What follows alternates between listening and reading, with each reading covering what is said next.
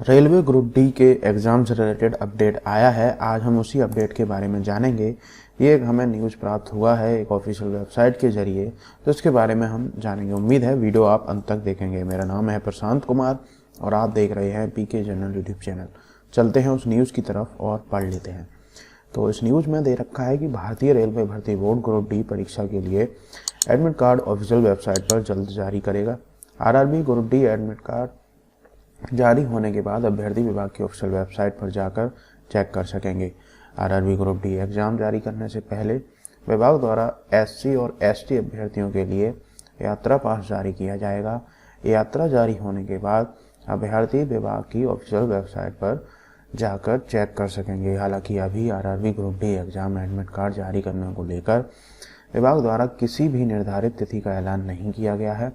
RRB group D exam के लिए आवेदन करने वाले अभ्यर्थियों को सलाह है कि विभाग की ऑफिशियल वेबसाइट समय समय पर चेक करते रहें ताकि कोई महत्वपूर्ण सूचना छूटने न पाए। आरआरबी ग्रुप डी की परीक्षा में पास होने वाले अभ्यर्थी इस बात का ध्यान दें कि बिना एडमिट कार्ड के किसी भी अभ्यर्थी को परीक्षा केंद्र में प्रवेश नहीं दिया जाएगा।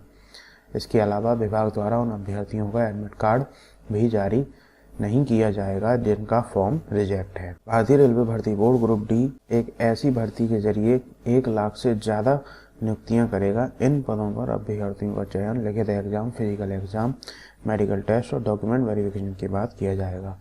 चयन प्रक्रिया से जुड़ी अधिक जानकारी अभ्यर्थी विभाग की ऑफिशियल वेबसाइट पर जाकर प्राप्त कर सकते हैं। मैं आपको बताना चाहता हूँ, ऑफिशियल वेबसाइट की लिंक डिस्क्रिप्शन में दी हुई है और आप हमेशा इसकी ऑफिशियल वेबसाइट पर विजिट करते रहा करिए क्योंकि बहुत सारे स्कैम चल रहे हैं और उनसे आपको बचना है। वीडियो में आज के लिए इतना ही। मिलता हूं आपको अगली वीडियो में, तब तक के लिए जय हिंद।